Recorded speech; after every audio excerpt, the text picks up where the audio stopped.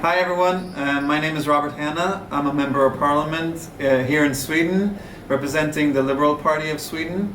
And I just have some information to you about how it actually is in the Swedish political scene when it comes to Israel. There's a large majority in the Swedish parliament that did not want to acknowledge Palestine as a state. And there's a large majority in the Swedish parliament, or a big proportion in the Swedish parliament, that are actively fighting anti-Semitism, that are actively fighting to have Israel's rights acknowledged.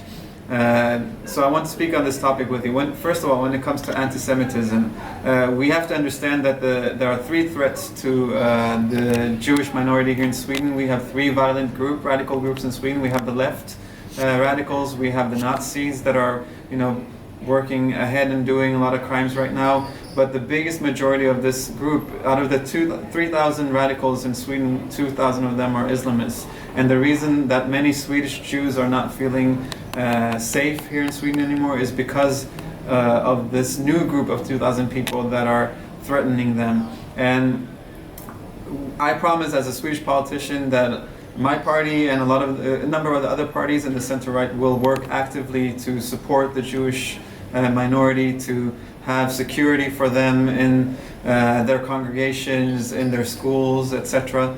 And we are working very hard on changing the policies when it comes to this so that they have the right support.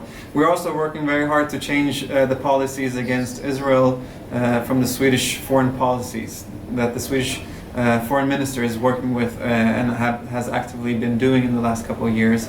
And she is doing this because she is winning traction within Swedish Muslim minority here in Sweden, and she's doing it because the large proportion of the left here in Sweden are anti-Israel, but the majority of the Swedish parliament did not want to acknowledge Palestine as a state. That's something that you have to understand. It was a minority government that did this.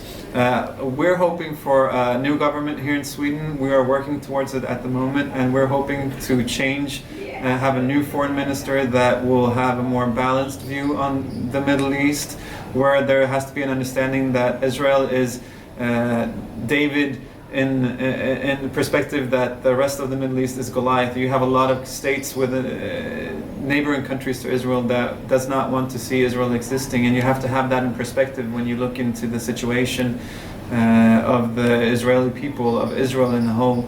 So I want you to stay calm and just wait for it, and hopefully we'll have a new government that will take care of anti-Semitism here in Sweden, will take care of radical movements here in Sweden, and that will change the agenda and the policy against Israel and become friends again, because we need each other in a world that's becoming much more undemocratic, where violent movements are coming up in a Middle Eastern region that is burning.